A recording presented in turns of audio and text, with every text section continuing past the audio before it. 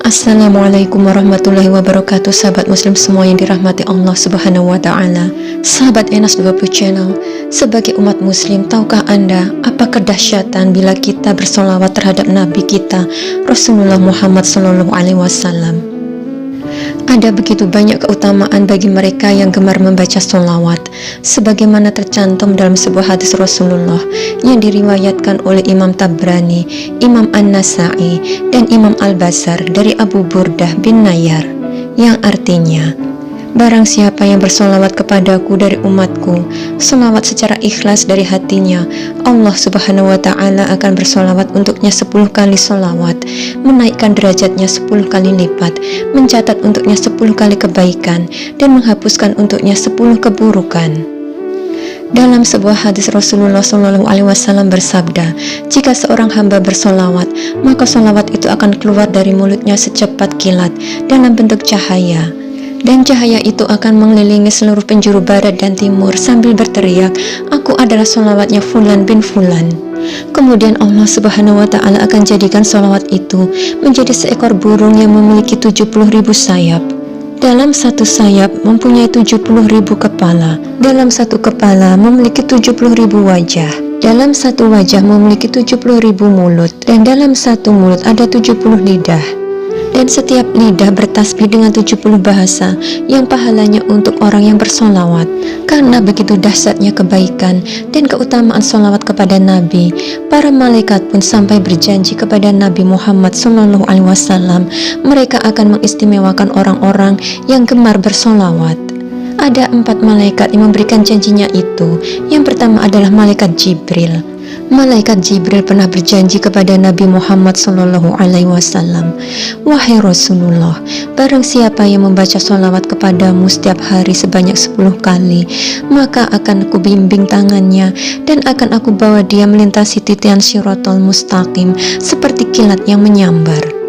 Yang kedua adalah malaikat Mikail. Malaikat Mikail bertunduk dan bersimpuh di depan Nabi Muhammad SAW dan berjanji bahwa kelak di Yaumil Mahsyar, malaikat Mikail akan membawakan payung untuk berteduh dan secawan madu dari surga agar umat Nabi Muhammad SAW tidak kepanasan dan kehausan di padang mahsyar. Janji yang ketiga adalah dari malaikat Israfil.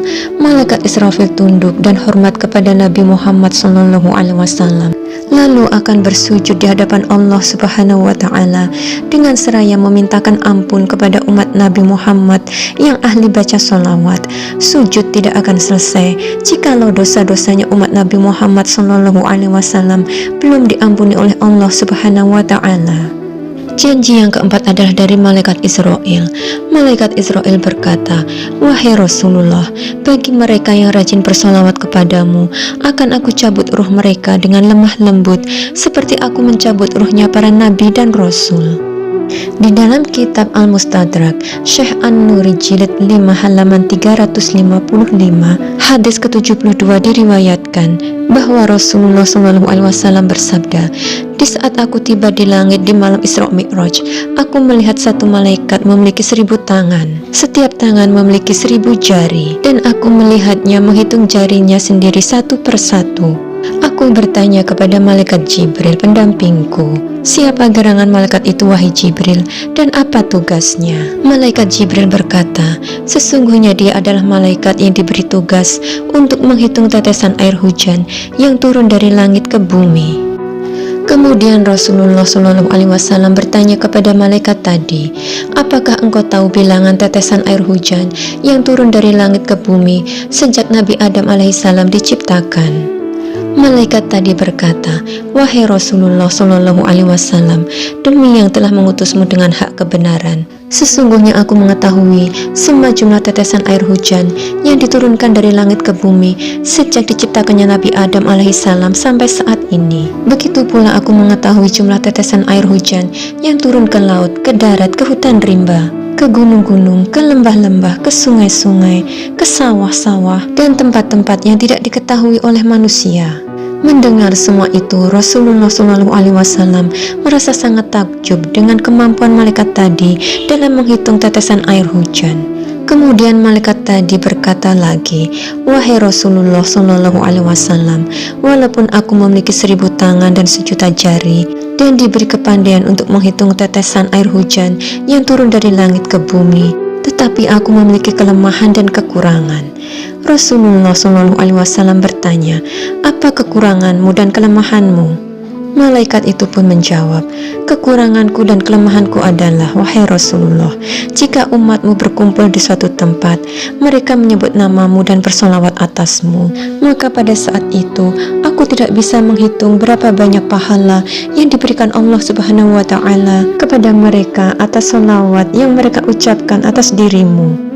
Ketika salah satu dari umatku, baik laki-laki maupun perempuan, yang membaca sholawat kepadaku, maka Allah Subhanahu wa Ta'ala memerintahkan kepada malaikat tersebut untuk menceburkan diri ke dalam lautan cahaya yang berada di bawah arsy. Lalu malaikat tersebut menceburkan diri dan keluar, kemudian mengkibas-kibaskan sayapnya.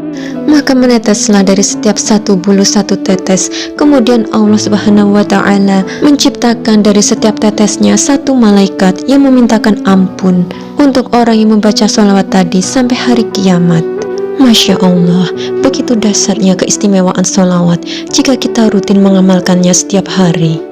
Meskipun Rasulullah Shallallahu Alaihi Wasallam telah meninggal, namun ruh mereka masih berada di alam barzah. Dari Anas bin Malik radhiyallahu anhu, Rasulullah bersabda, "Ruh para nabi hidup di kubur mereka, mereka sholat.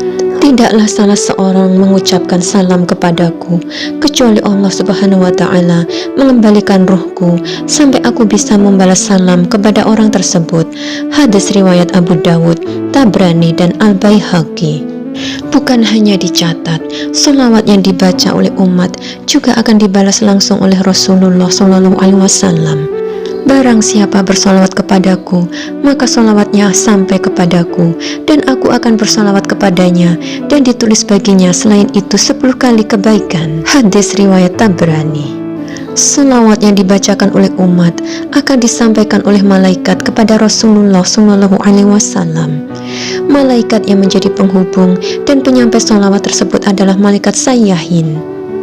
Mereka merupakan malaikat yang diutus Allah Subhanahu wa Ta'ala untuk berjalan-jalan di bumi dan khusus untuk mencari orang-orang yang bersolawat. Hal ini juga telah diabadikan dalam hadis. Sesungguhnya Allah Subhanahu wa Ta'ala memiliki para malaikat yang berjalan di muka bumi dan menyampaikannya salam kepadaku dari umatku.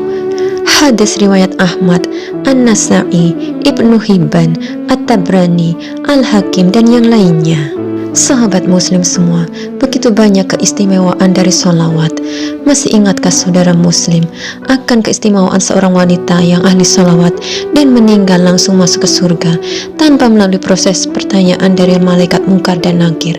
Hal tersebut kami tuangkan dalam salah satu video kami yang berjudul Mencari Malaikat Mungkar dan Nakir di Alam Kubur. Sahabat Enas 20 Channel, sahabat muslim semua, mari kita tingkatkan sholawat kita dalam setiap harinya. Mudah-mudahan kita akan mendapatkan kemanfaatan, keistimewaan, dan syafaat dari Rasulullah Shallallahu Alaihi Wasallam. Amin, amin, ya Rabbal Alamin. Terima kasih sudah menyimak, dan mohon maaf atas segala kekurangan dan kekeliruan. Wassalamualaikum warahmatullahi wabarakatuh.